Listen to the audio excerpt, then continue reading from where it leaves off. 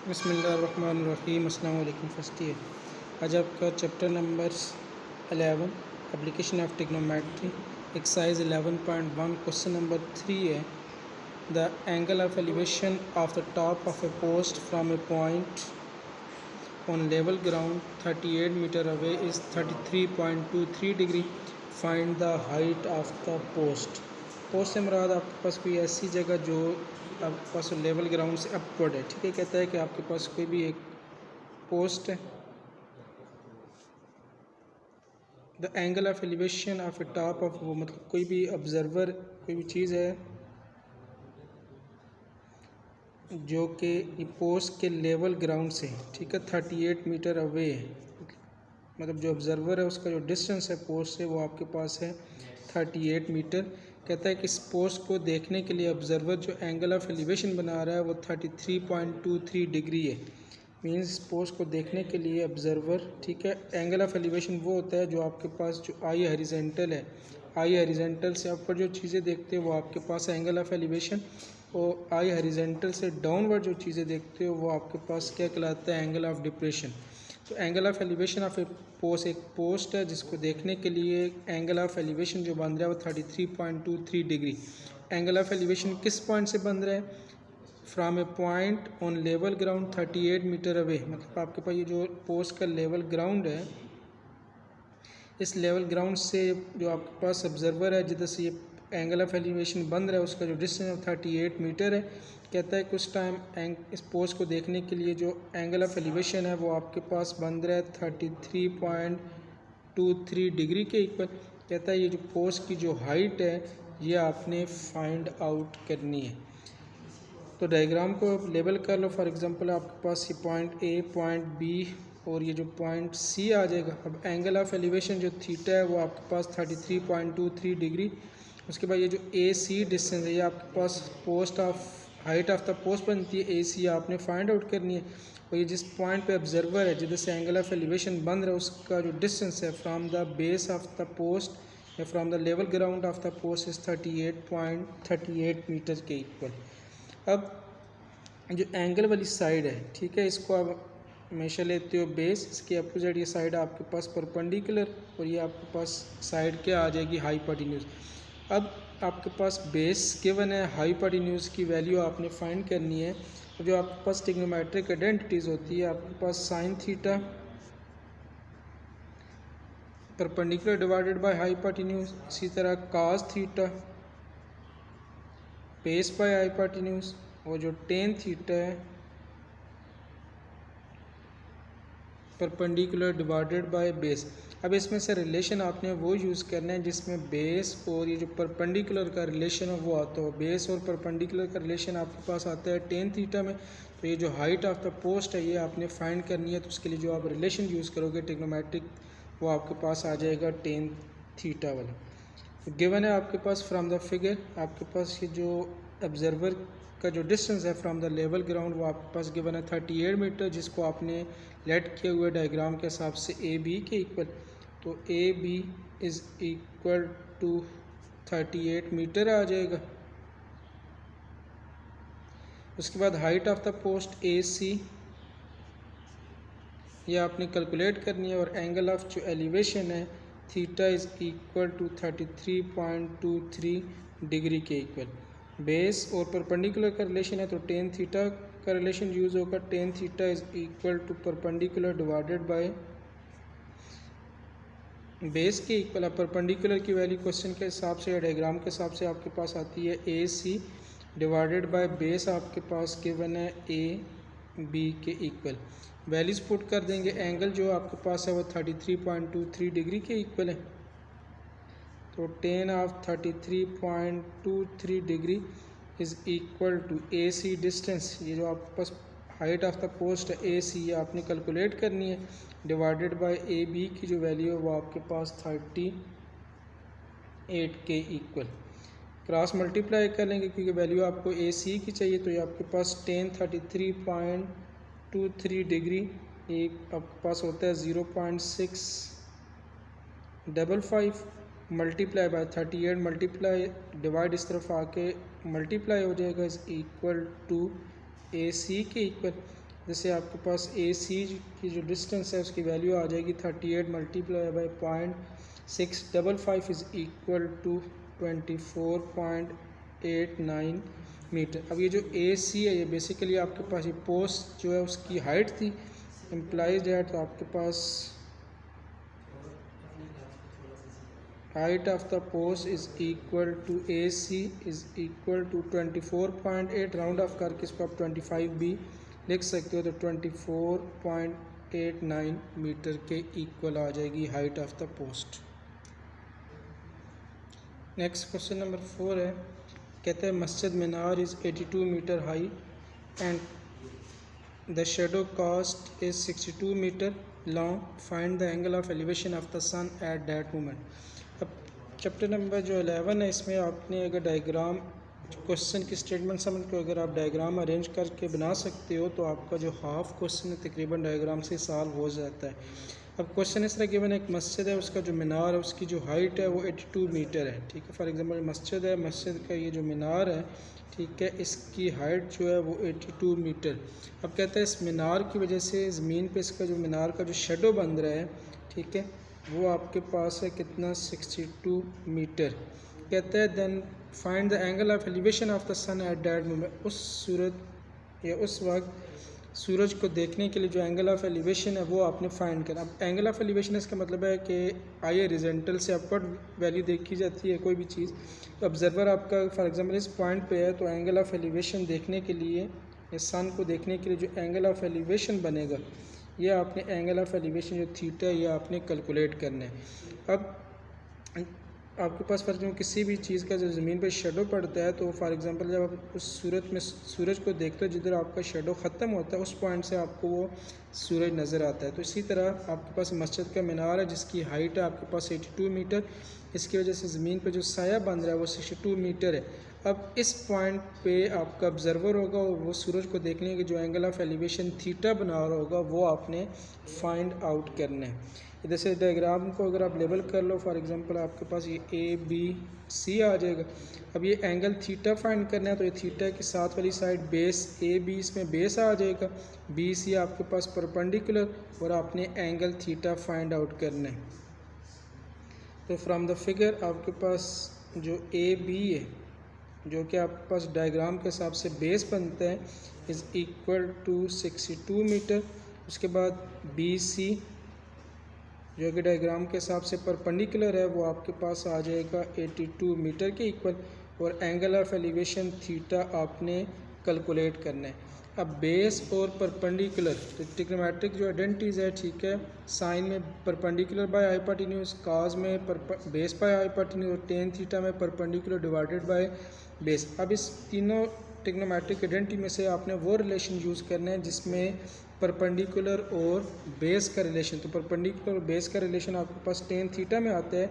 जब ten theta का formula लगाओगे तो बेस बाय आपके पास परपेंडिकुलर डिवाइडेड बाय आपके पास आ जाएगा बेस के इक्वल, और एंगल आपका ये जो थीटा है वो आप कैलकुलेट कर सकते हो। सिंस आपके पास जो टेन थीटा है वो इक्वल होता है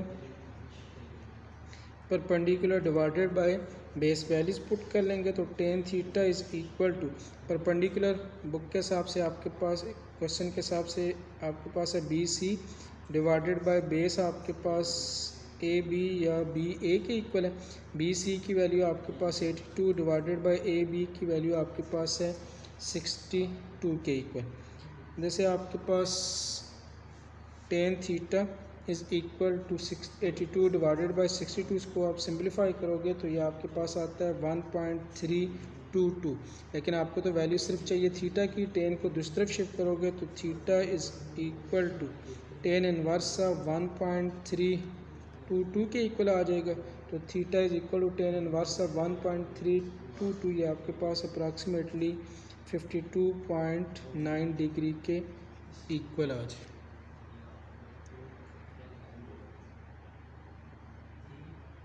नेक्स्ट एक्सरसाइज का क्वेश्चन नंबर 5 है, स्टेटमेंट गिवन है the angle of depression of a boat 65.7 metre from the base of the cliff is 28.9 degree, how high is the cliff. ठीक है, आपके पास कहते हैं कोई भी डलवान है, ठीक है, उस डलवान से एक बोट को देखने के लिए जो एंगल ऑफ एलिवेशन बन रहा है वो आपके पास बन रहा है 28, एंगल ऑफ डिप्रेशन जो है वो एंगल 28.9 डिग्री है। और ये जो बोट और क्लिफ के दरमियान जो डिस्टेंस है वो आपके पास है 65.7 मीटर। ठीक है, angle of elevation angle of depression of a boat 65.7 metre from the base of the cliff. Base of the cliff से लेकर इस बोट तक जो डिस्टेंस है वो आपके पास है 65.7 मीटर।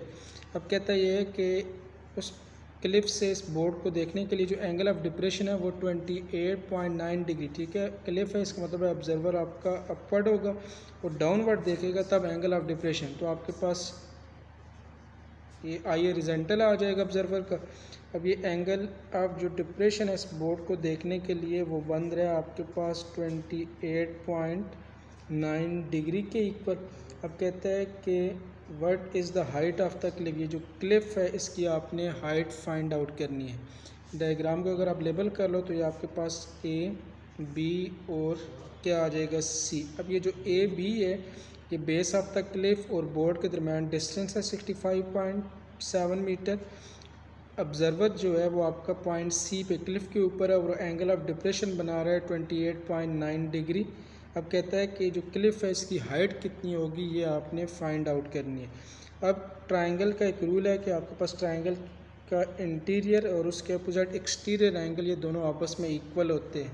अब ये इंटीरियर एंगल ट्रायंगल का बन रहा है 28.9 डिग्री। इसके अपोजिट या आप एक्सटीरियर और इंटीरियर एंगल दोनों सेम होंगे तो एक्सटीरियर 28 है तो इंटीरियर भी आपके पास 28.9 डिग्री के इक्वल ही आएगा।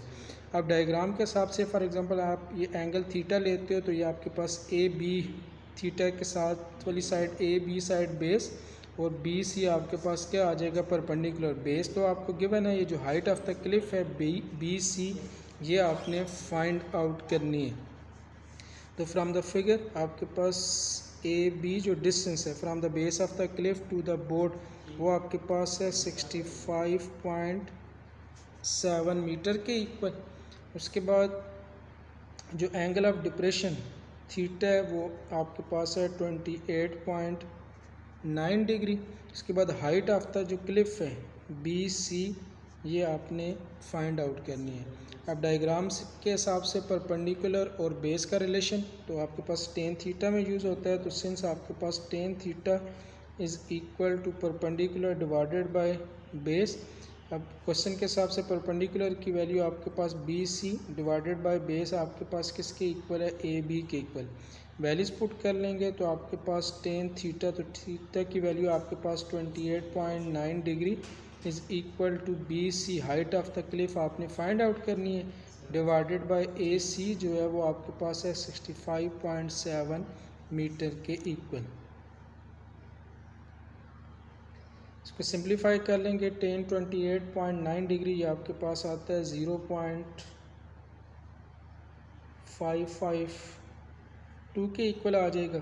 65.7 डिवाइड उस तरफ जाके मल्टीप्लाई तो 65.7 इज़ इक्वल टू आपके पास क्या आ जाएगा बी सी या हाइट ऑफ द क्लिफ। अब 65.7 मल्टीप्लाई बाय 0.552 इसको आप मल्टीप्लाई करते हो तो आपके पास वैल्यू आ जाएगी 36.27 is equal to B C के इक्वल। या जैसे बी सी आपके पास हाइट ऑफ द क्लिफ है तो height of the cliff is equal to B C is equal to 36.27 metre.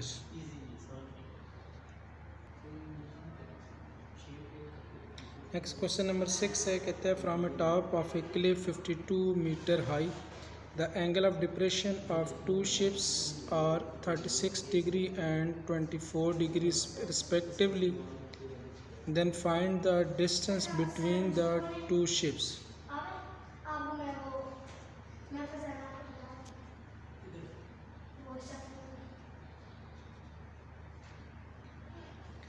Question इस तरह गिवन है कि आपके पास एक क्लिफ है जिसकी जो हाइट है वो 52 मीटर है। ठीक है, कहता है उस क्लिफ से एक ऑब्जर्वर है वो दो शिप्स को देखने के लिए एंगल ऑफ जो डिप्रेशन बना रहा है, एक को देखने के लिए 36 डिग्री और दूसरे को 24 डिग्री। कहता है कि उन दोनों शिप्स के दरमियान डिस्टेंस कितना होगा वो आपने फाइंड आउट करना है। ठीक है, अब इसकी डायग्राम अगर आप क्लियर कर लेते हो तो आपका क्वेश्चन सॉल्व हो जाएगा आसानी से। क्वेश्चन इस तरह गिवन है कि आपके पास एक कोई भी क्लिफ है, इसकी जो हाइट है वो आपके पास है 52 मीटर। अब इस क्लिफ से एक ऑब्जर्वर है जो दो शिप्स को देखने के लिए जो एंगल ऑफ डिप्रेशन बना रहा है, एक को 36 डिग्री और दूसरे को देखने के लिए 24 डिग्री। अब फॉर एग्जांपल ये आपके पास शिप ए, दूसरा आपके पास ये शिप आ जाएगा बी। या आपके पास ऑब्जर्वर है फॉर एग्जांपल पॉइंट डी के ऊपर, ये ऑब्जर्वर का आई हॉरिजॉन्टल। अब आई हॉरिजॉन्टल से डाउनवर्ड जो आप देखते हो एंगल जो बनता है वो आपके पास कहलाता है एंगल ऑफ डिप्रेशन। अब फर्स्ट शिप को देखने के लिए एंगल ऑफ जो डिप्रेशन है वो आपके पास है 36 डिग्री के इक्वल। उसके बाद जो शिप बी है उसको देखने के लिए जो एंगल ऑफ डिप्रेशन है वो आपके पास है 24 डिग्री के इक्वल। अब कहता है कि इन दोनों शिप्स के दरमियान जो डिस्टेंस है ए बी, ये आपने कैलकुलेट करना है। अब एक चीज़ याद रखनी है कि आपके पास ये जो शिप ए है इसको देखने के लिए एंगल ऑफ जो डिप्रेशन है वो 36, एक्सटीरियर एंगल 36, तो ये जो इंटीरियर एंगल होगा ये भी आपके पास कितना होगा 36 के इक्वल। इसी तरह सेकंड शिप को देखने के लिए एंगल ऑफ डिप्रेशन बन रहा है 24, ठीक है, एक्सटीरियर, और उसके अपोजिट जो इंटीरियर एंगल होगा ये भी आपके पास कितना बनेगा 24 डिग्री। अब जब भी आप एंगल ऑफ डिप्रेशन बनाते हो तो जितनी कोई भी जो ऑब्जेक्ट है वो आपके जितना नज़दीक होता है उसको देखने के लिए एंगल ऑफ डिप्रेशन उतना ही ज़्यादा बनता है, और जितनी कोई भी ज़्यादा दूर चीज़ होती है उसको देखने के लिए एंगल ऑफ डिप्रेशन उतना ही कम। ठीक है, फॉर एग्जांपल आपका कोई भी इधर ऑब्जर्वर है, ये उसका आई हॉरिजॉन्टल, जितनी भी आपके पास जो वैल्यू है, ठीक है, ऑब्जेक्ट दूर होगा तो एंगल ऑफ डिप्रेशन उतना ही कम। लेकिन आज आपका ऑब्जर्वर जो ऑब्जेक्ट के दरमियान डिस्टेंस कम है तो एंगल ऑफ डिप्रेशन उतना ही क्या होगा ज़्यादा। अब ये जो क्रीप वैल्यू है, ठीक है, जो कि इस क्लिफ के नज़दीक है शिप, उसका देखने के लिए एंगल ऑफ डिप्रेशन ग्रेटर होगा 36, और जो दूर है शिप उसको देखने के लिए एंगल ऑफ डिप्रेशन भी क्या होगा कम होगा। अब आपने A B distance find out करना है। अब राइट एंगल ट्रायंगल के जब आप रूल्स लगाते हो तो उसमें आपके पास एक एंगल 90 डिग्री का होना चाहिए। अब फॉर एग्जांपल आपका जो ट्रायंगल है ए बी डी, ये अगर आप ट्रायंगल यूज़ करते हो तो आप राइट एंगल ट्रायंगल के कोई भी रूल यूज़ नहीं कर सकते। तो अब ए बी जो डिस्टेंस है ये कैलकुलेट किस तरह होगा। अब ये जो आपके पास डायग्राम है इसमें आपके पास दो राइट एंगल ट्रायंगल बन रही है, एक आपके पास राइट एंगल ट्रायंगल बन रही है ए सी ओ डी, ठीक है। पहले आपके पास राइट ट्रायंगल बन रही है A C D, right angle triangle बन रही है। ए सी डी में आपके पास ये जो इसकी बेस वाली साइड है, क्योंकि एंगल है तो ये ए सी बेस हो जाएगा और डी सी इसमें परपेंडिकुलर। अब ए सी साइड आप फाइंड आउट कर सकते हो क्योंकि एंगल भी गिवन है, साथ में परपेंडिकुलर भी गिवन है, बेस आप कैलकुलेट कर सकते हो। तो ए सी डी में से आप ये जो ए सी साइड है ये आप कैलकुलेट कर सकते हो। इसी तरह एक दूसरी राइट एंगल ट्रायंगल बन रही है आपके पास बी सी डी, ये भी आपके पास राइट एंगल ट्रायंगल है। इसमें आपके पास ये जो डी सी डिस्टेंस है ये तो आपके पास परपेंडिकुलर, बी सी बेस वाली साइड, आपके पास एंगल वाली साइड बी सी बेस आ जाएगी, ये आपने कैलकुलेट करनी है, और एंगल आपको गिवन है 24। तो जब आप दूसरी राइट एंगल ट्रायंगल लेते हो बी सी डी, तो उसमें से आप ये जो बी सी साइड है, ठीक है, इसका टोटल जो बेस है वो आप कैलकुलेट कर सकते हो। लेकिन आपको वैल्यू तो किसकी चाहिए थी, ए और बी शिप के दरमियान डिस्टेंस। फिर आपने क्या करना है, ये जो बी सी डिस्टेंस होगा इसमें से ए सी डिस्टेंस माइनस करोगे तो बाकी जो वैल्यू बचेगी वो आपके पास ए और बी शिप के दरमियान क्या आ जाएगा, डिस्टेंस आ जाएगा। तो इसको आपने सॉल्व करने के लिए दोनों राइट ट्रायंगल्स को सॉल्व करके उनके बेस फाइंड करने, तो टोटल डिस्टेंस में से ए सी डिस्टेंस माइनस कर दोगे तो आपके पास ये जो ए बी दोनों शिप्स के दरमियान डिस्टेंस है वो आप कैलकुलेट कर सकते हो। अब उसमें आपके पास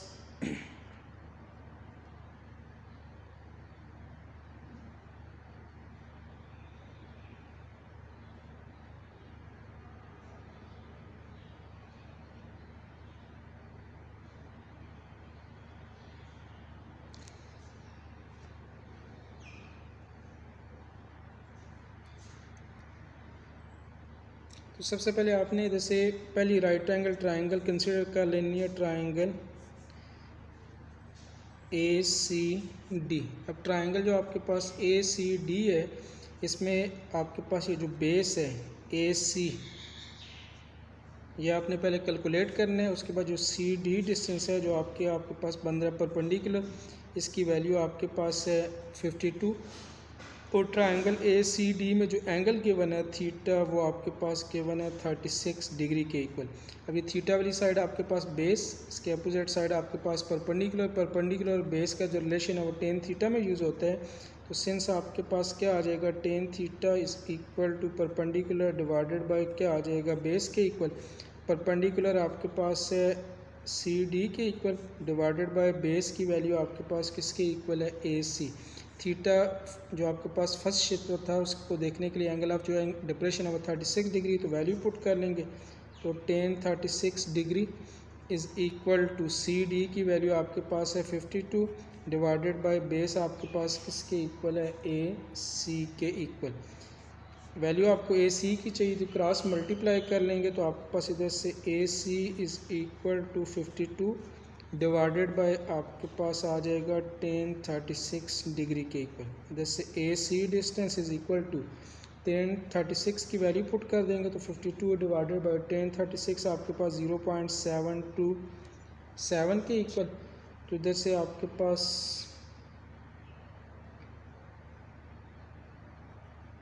AC जो होगा उसकी वैल्यू आपके पास 52 डिवाइडेड बाय टेन 36 ये आपके पास आ जाएगा 71.53 मीटर के इक्वल। मीन जो आपके पास ये जो पहली राइट एंगल ट्राइंगल बन रही थी ACD, इसमें ये जो बेस वाली साइड है AC, उसकी वैल्यू आपके पास आ गई 71.53 मीटर के इक्वल। अब इसी तरह सेकंड राइट एंगल ट्राइंगल आपके पास इधर बन रही है BCD, also from triangle BCD। अब इसमें भी आपके पास जो एंगल ऑफ डिप्रेशन है वो 24 डिग्री के इक्वल है।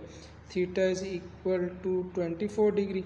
बेस जो BC है ये आपने कैलकुलेट करना है, और ये CD जो इसमें परपेंडिकुलर है, CD की वैल्यू आपको क्वेश्चन में गिवन है 52 मीटर। अब इसमें बेस और परपेंडिकुलर का रिलेशन ही लगेगा, तो टेन थीटा का फार्मूला, तो tan theta is equal to perpendicular divided by base.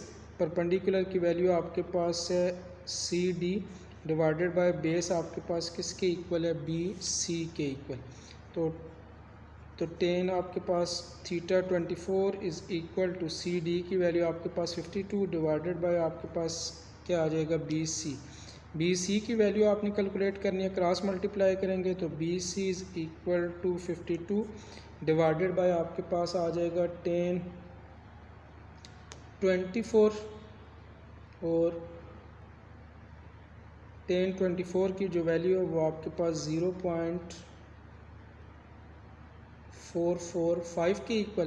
तो 52 डिवाइडेड बाय 0.445, तो आपके पास ये जो BC डिस्टेंस है इसकी वैल्यू आपके पास आ जाएगी 116.8 मीटर के इक्वल।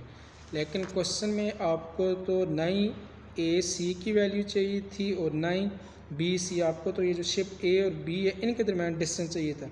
अब ये जो AC है इसकी वैल्यू आपके पास आ गई थी 71.53 मीटर। उसके बाद ये जो BC टोटल डिस्टेंस इसकी वैल्यू आपके पास आ गई है 116.8। अब वैल्यू तो आपको सिर्फ चाहिए किसकी, AB। अब ये टोटल डिस्टेंस जो आपके पास है BC, इसमें से AC डिस्टेंस फाइंड करोगे तो आपके पास बाकी वैल्यू किसकी आ जाएगी, AB की। तो फ्रॉम ट्राइंगल आपके पास ये जो AB डिस्टेंस है वो किसके इक्वल आएगा, टोटल डिस्टेंस BC माइनस उसमें से जो AC डिस्टेंस है इसको आपने माइनस कर देना। तो AB distance is equal to 116.8 minus AC distance आपके पास आया था 71.53 मीटर के इक्वल। तो AB डिस्टेंस, ठीक है, शिप A और B के दरमियान जो distance between A and B is equal to 45.2 meter के इक्वल। नेक्स्ट क्वेश्चन नंबर 7 है, कहता है 2 mast are 20 meter and 12 meter high if the line joining their tops make an angle of 35 degree with the horizontal, find the distance between them. ठीक है, मास्ट से मुराद वो poles होते हैं जो आप बादबानी जो कश्ती होती है उसके जो बादबान बांधे जाते हैं उनके जो पोल्स हैं उनको मास्ट कहते हैं। कहते हैं कि आपके पास 2 मास्ट है, ठीक है, पोल एक की जो हाइट है वो आपके पास है 20 मीटर और जो सेकंड पोल है उसकी जो हाइट है वो आपके पास है 12 मीटर के इक्वल। ठीक है, एक आपके पास पोल या मास्ट 20 मीटर हाई है, सेकंड आपके पास 12 मीटर हाई। अब नेक्स्ट कहता है कि लाइन जॉइनिंग देयर टॉप्स, एक लाइन जो इनकी जो टॉप एंड्स हैं इनको आपस में मिला रही है, make the angle of 35 degree with the horizontal. ठीक है, ये आपके पास एक लाइन, अब ये लाइन का हॉरिजॉन्टल इधर भी ड्रा कर सकते हैं और इधर भी ड्रा कर सकते हैं। अब लाइन का जो हॉरिजॉन्टल है, इस लाइन ये जो लाइन है हॉरिजॉन्टल के साथ एंगल जो बना रही है वो आपके पास 35 डिग्री के इक्वल। कहता है कि इन दोनों पोल्स के दरमियान जो डिस्टेंस है ये कितना होगा, ये आपने कैलकुलेट करना है। अब इन पोल्स के दरमियान डिस्टेंस फाइंड करने के लिए आपने इसको अरेंज कुछ इस तरह करना है कि आपके पास ये जो लाइन है, ठीक है, जो अपर एंड्स को मिला रही है, अब ये डिस्टेंस आप इधर से भी कैलकुलेट कर सकते हो। अगर इधर से आप दोनों इस लाइन को अपर एंड और इस लाइन को आपस में मिला लो तो ये भी इन दोनों लाइनों के दरमियान क्या आ जाएगा, डिस्टेंस ये आ जाएगा। लेकिन जब ये आप ये लाइन जब ड्रा करते हो तो आपके पास ऊपर एक राइट एंगल ट्रायंगल बन रही है, तो राइट एंगल ट्रायंगल के तहत अगर आप ये जो डिस्टेंस है, फॉर एग्जांपल इसको आप लेबल कर लो A B C, right angle triangle A B C बन रहा है। अगर आप ए बी की वैल्यू फाइंड कर लो तो इन दोनों पोल्स के दरमियान डिस्टेंस भी कैलकुलेट हो सकता है। अब ये जो लाइन है हॉरिजॉन्टल के साथ एंगल अगर 35 डिग्री बना रही है तो इसके अपोजिट आपके पास जो इंटीरियर एंगल होगा वो भी आपके पास कितना आ जाएगा, 35। अब उसके बाद ये जो बी सी डिस्टेंस है ये आपने कैलकुलेट करना है। अब ये जो आपके पास फॉर एग्जांपल इसको आप पॉइंट दे दो डी और ये जो ई, अब ये जो सेकंड पोल था ए ई, इसकी वैल्यू है 12। अब ए ई और ये जो बी डी है तो ये तो आपस में इक्वल है, तो ये भी कितना होगा, 12। अब ये टोटल जो डिस्टेंस है डी सी, ये तो उसने गिवन किया हुआ 20 मीटर। 20 मीटर में से ये जो बी डी डिस्टेंस है 12, इसको आप माइनस कर दो तो बाकी जो बी सी का जो डिस्टेंस बनता है ये आपके पास कितना आ जाएगा, 8 मीटर के इक्वल।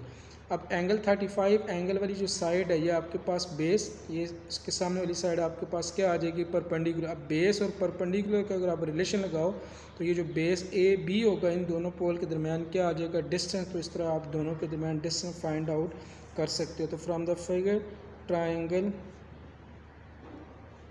ए बी सी, आपके पास ये जो बी सी डिस्टेंस है, B C is equal to आपके पास आ जाएगा 8 मीटर के इक्वल।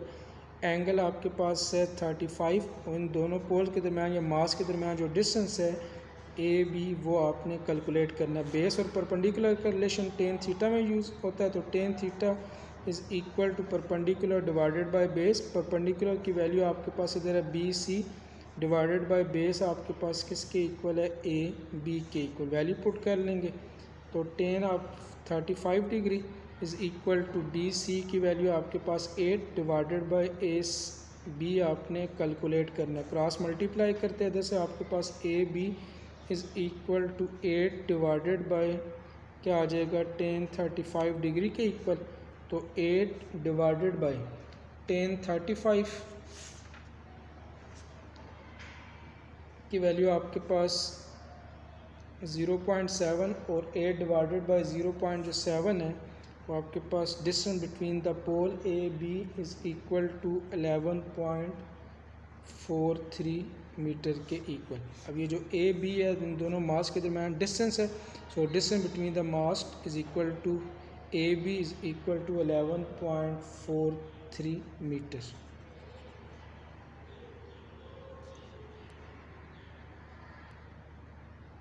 नेक्स्ट क्वेश्चन नंबर 8 है, तो कहता है the measure of the angle of elevation of a kite is 35 metre if the string of the kite is 340 metre long, if the sag in the string is 10 metre, find the height of the kite. ठीक है, कहता है कि आपके पास एक कोई भी kite है, ठीक है, इस काइट का जो स्ट्रिंग है वो आपके पास है 340 मीटर। ठीक है, अब जब आप काइट को भी उड़ाते हो तो जो स्ट्रिंग है वो बिल्कुल स्ट्रेट नहीं होता, बल्कि उसकी पोजीशन इस तरह होती है।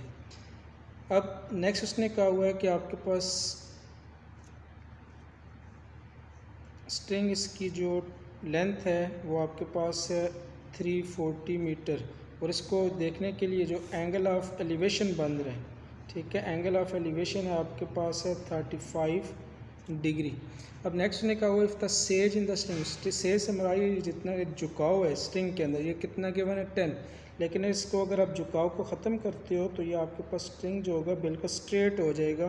तो 10 मीटर स्ट्रिंग है, 10 मीटर इसका झुकाव है, तो टोटल लेंथ में से ये टोटल जो इसकी जो लेंथ है स्ट्रिंग की 340, उसमें से 10 मीटर को ख़त्म कर दो तो बाकी आपके पास क्या आ जाएगा 30 मीटर। तो ये आपके पास काइट, ये जो आपका ऑब्जर्वर है इधर, ठीक है, ये बिल्कुल स्ट्रेट जो धागा हो जाएगा स्ट्रिंग हो जाएगा, उसकी जो लेंथ है वो आपके पास आ जाएगी 330 मीटर के इक्वल। और इस वक्त एंगल ऑफ एलिवेशन जो काइट को देखने के लिए बन रहा है वो आपके पास है 35 डिग्री। अब कहता है कि काइट की जो हाइट है ये आपने कैलकुलेट करनी है।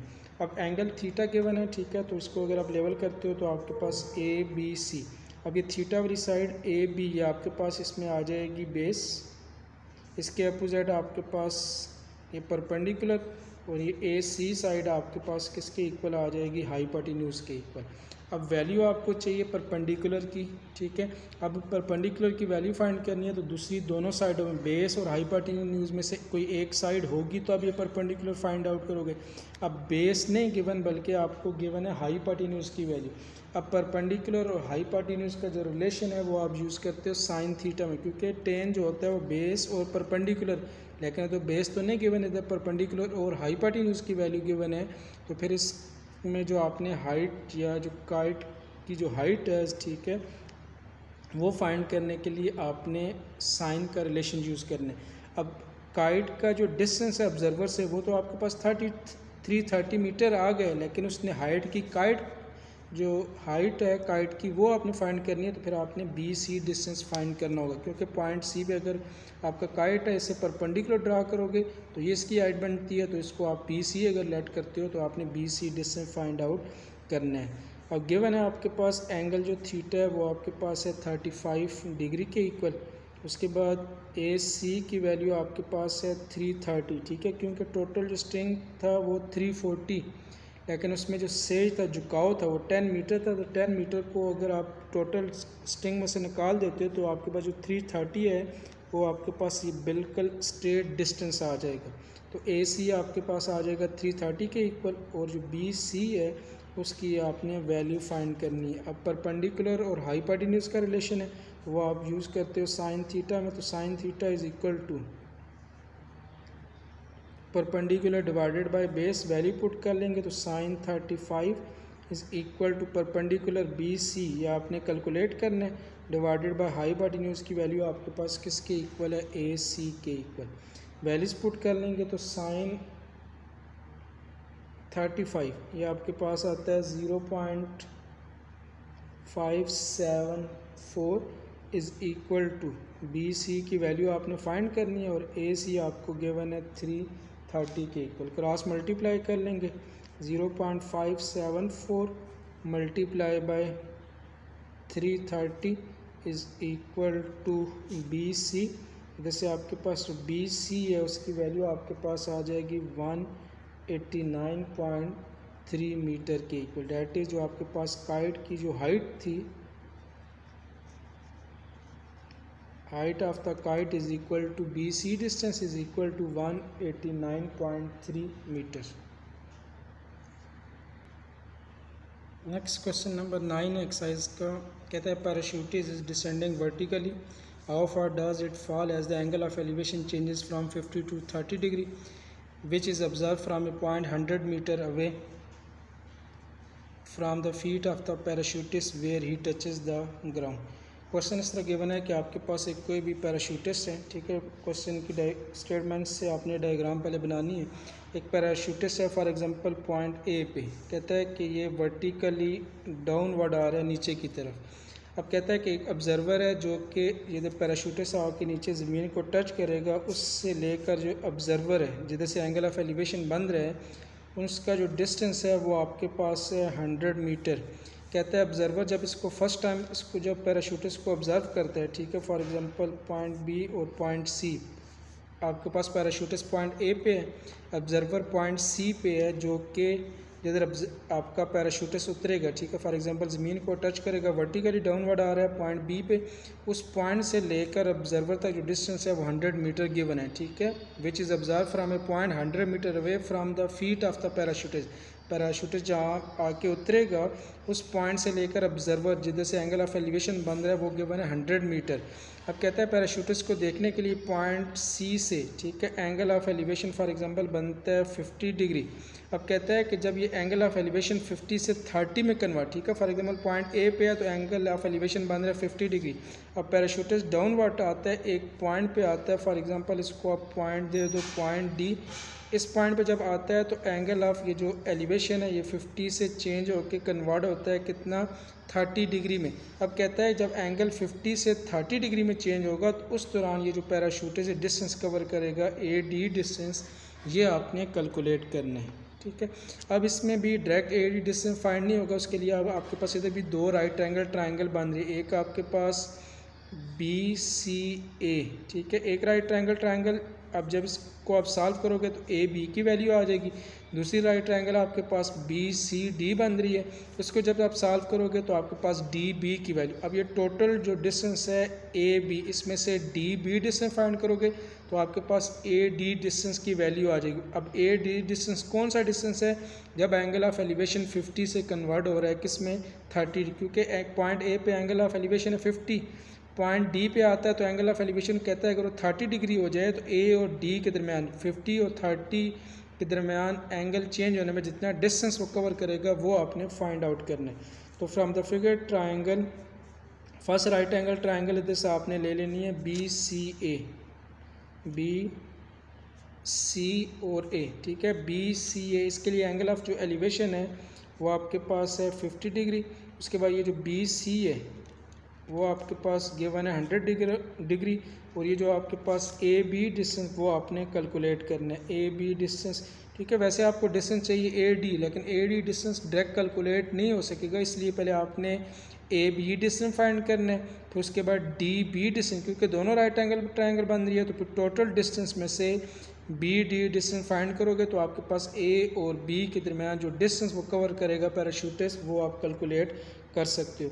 अब इसमें भी एंगल वाली साइड, साथ वाली साइड बेस और सामने वाली साइड परपेंडिकुलर, बेस और परपेंडिकुलर का रिलेशन टेन में यूज़ होता है तो टेन थीटा का रिलेशन लगेगा, tan theta is equal to आपके पास आ जाएगा परपेंडिकुलर डिवाइडेड बाय बेस। अब ट्रायंगल बी सी ए में जो परपेंडिकुलर है वो आपके पास ए बी के इक्वल और ये जो बेस है वो आपके पास किसके इक्वल है, बी सी के इक्वल। वैल्यू पुट कर लेंगे तो फर्स्ट जो एंगल है ट्रायंगल बी सी ए के लिए एंगल ऑफ एलिवेशन 50 डिग्री है तो tan 50 is equal to A B की वैल्यू आपने कैलकुलेट करनी है डिवाइडेड बाय बी सी जो है वो आपके पास है 100 के इक्वल। अब टेन ऑफ 50 मल्टीप्लाई बाय 100 हो जाएगा, 100 इधर आपके पास मल्टीप्लाई तो 100 multiply by 1050 is equal to A B distance, तो 1050 मल्टीप्लाई बाय 100 तो ये आपके पास जो ए बी डिस्टेंस है इसकी वैल्यू आपके पास आ जाएगी 119.17 मीटर के इक्वल। आपने पहले 1050 की वैल्यू फाइंड करनी है, जो रिज़ल्ट आएगा उसको मल्टीप्लाई करना है 100 के साथ तो आपके पास 119.17, इसको आप राउंड ऑफ करके 119.2 मीटर भी लिख सकते हो। अब इसी तरह दूसरी राइट एंगल ट्रायंगल आपने जैसे सॉल्व करनी है B C D, also from triangle B C D. अब इसमें अब ये जो एंगल ऑफ एलिवेशन है, ठीक है, पॉइंट डी के लिए जो second right angle triangle angle of elevation 30 degree आ रहा है तो थीटा आपके पास आ जाएगा 30 डिग्री के इक्वल। बेस जो बी सी वो आपके पास सेम ही रहेगा 100 मीटर के इक्वल, और ये जो बी डी डिस्टेंस है ये आपने कैलकुलेट करना है। अब इसमें भी आपके पास परपेंडिकुलर और बेस का रिलेशन है, तो परपेंडिकुलर और बेस का रिलेशन टेन में यूज़ होता है, तो tan theta is equal to perpendicular divided by base. Perpendicular की वैल्यू आपके पास है बी डी के इक्वल, बेस आपके पास है बी सी, और एंगल ऑफ जो एलिवेशन है वो 30 डिग्री है। वैल्यूज़ पुट कर लेंगे तो tan of 30 degree is equal to B D distance divided by जो बेस है वो आपके पास 100 के इक्वल, क्रॉस मल्टीप्लाई करेंगे इधर से, तो आपके पास 100 multiply by 1030 is equal to B D distance. अब 1030 मल्टीप्लाई बाय 100, तो आपके पास ये आपकी वैल्यू आ जाएगी 57.7 metre is equal to B D distance. Implies that जो आपके पास बी डी डिस्टेंस है वो 57.7 मीटर के इक्वल। अब डायग्राम के हिसाब से आपके पास ये जो बी डी डिस्टेंस है इसकी वैल्यू आपके पास आ गई है 57.7 मीटर। उसके बाद ये जो ए बी डिस्टेंस है टोटल, इसकी वैल्यू आपके पास है 119.2 मीटर, लेकिन आपको सिर्फ ए डी डिस्टेंस चाहिए। फिर आपने क्या करना है, ये जो टोटल डिस्टेंस है 119.2, इसमें से 57.7 मीटर को माइनस करोगे तो आपके पास ये जो ए डी डिस्टेंस है ये आप कैलकुलेट कर सकते हो। So A D distance is equal to, total distance आपके पास था A B minus B D distance, तो A D distance 119.2 minus 57.7 meter, तो A D distance is equal to 61 point आपके पास क्या आ जाएगा 43 मीटर के इक्वल। तो ये वो डिस्टेंस है जब आपका जो एंगल ऑफ एलिवेशन है वो 50 डिग्री से कन्वर्ट होगा किस में, 30 डिग्री में। तो उस दौरान जो पैराशूटिस्ट है वो जो डिस्टेंस कवर करेगा ए डी, वो आपके पास 61 पॉइंट क्या आ जाएगा 43 मीटर के इक्वल। नेक्स्ट एक्सरसाइज का लास्ट क्वेश्चन है क्वेश्चन 10, इंपॉर्टेंट क्वेश्चन। कहता है can isosceles triangle has a vertical angle of 108 degree and the base is 20 centimeter, find the height और altitude of a triangle. Isosceles triangle वो triangle होती है जिसमें दो साइडें ट्राइंगल की आपस में इक्वल, और वर्टिकल एंगल वो होता है जो दो इक्वल साइडों के दरमियान गिवन हो। ठीक है, फॉर एग्जांपल आपके पास एक ट्राइंगल आपने लटका लेनी है, आइसोसेलेस ट्राइंगल, ये इसमें दो इक्वल साइड है, तो इनके दरमियान ये जो एंगल होगा ये आपके पास 108 डिग्री, और ये जो थर्ड साइड है ये आपके पास ट्राइंगल की क्या आ जाएगी, बेस आ जाएगी।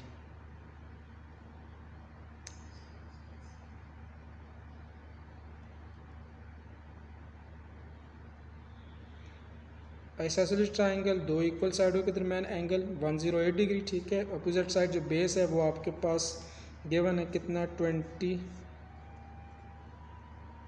सेंटीमीटर की। अब कहता है कि इस ट्राइंगल की जो हाइट है वो आपने फाइंड आउट करनी है। अब हाइट फाइंड करने के लिए जो आपके पास वर्टिकल एंगल है इससे अगर आप परपेंडिकुलर ड्रा करो बेस पे, तो वो आपके पास जो डिस्टेंस होगा वो आपके पास बेसिकली ट्राइंगल की हाइट आ जाएगी। ठीक है, इस वर्टिकल एंगल से ट्राइंगल सामने वाली साइड ये बेस के ऊपर परपेंडिकुलर ड्रा करो, तो ये जो आपके पास साइड है ये ट्राइंगल की आपके पास हाइट आ जाएगी।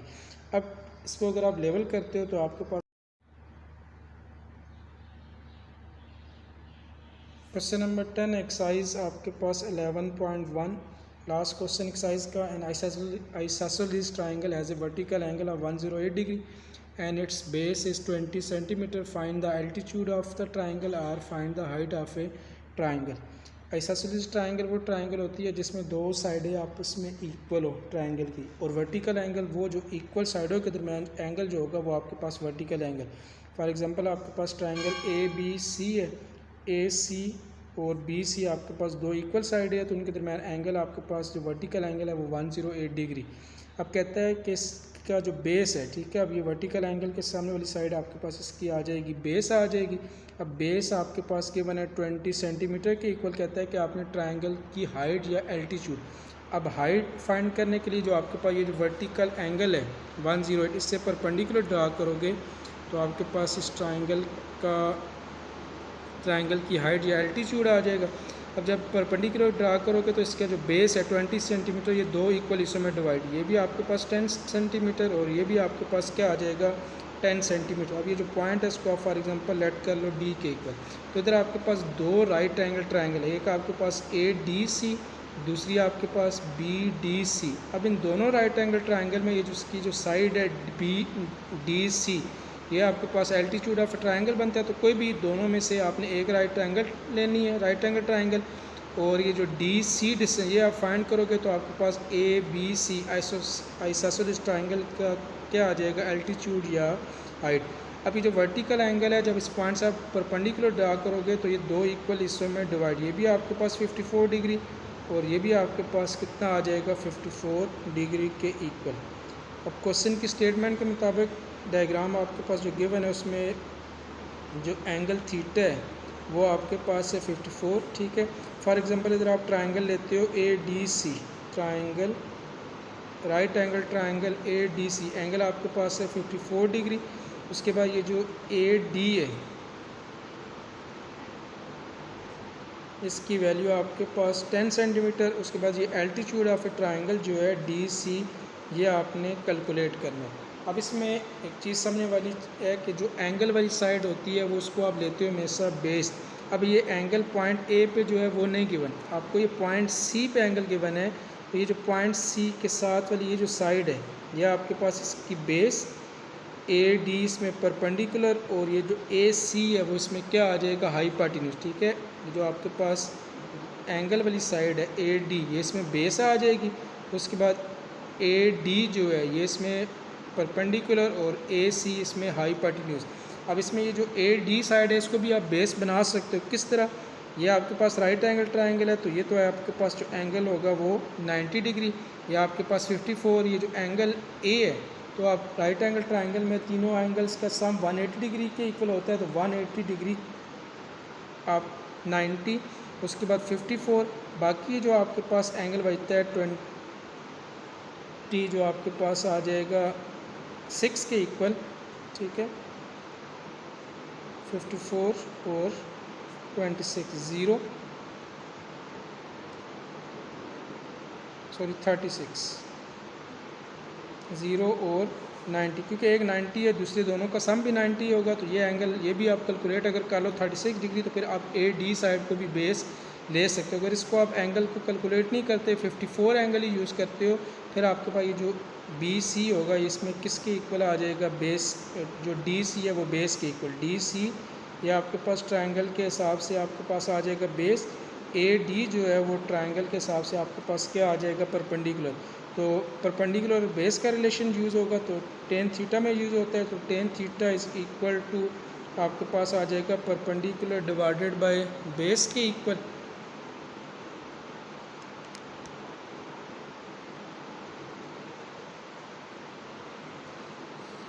तो tan of 54 degree is equal to perpendicular आपके पास इसमें AB डिवाइडेड बाय जो B बेस है वो आपके पास किसके इक्वल है DC के इक्वल। तो टेन 54 आपके पास वैल्यू होती है इसकी 1.38 is equal to AD, sorry AB नहीं है बल्कि आपके पास ये AD है। तो AD की वैल्यू आपके पास 10 डिवाइडेड बाय जो DC है एल्टीट्यूड ऑफ ए ट्रायंगल वो आपने फाइंड करनी है, क्रॉस मल्टीप्लाई कर लेंगे। DC is equal to 10 divided by 1.38, जैसे आपके पास जो DC है हाइट ऑफ द ट्रायंगल या एल्टीट्यूड ऑफ जो ट्रायंगल है तो 10 divided by 1.38 is equal to क्या आ जाएगा 7.27 मीटर के इक्वल।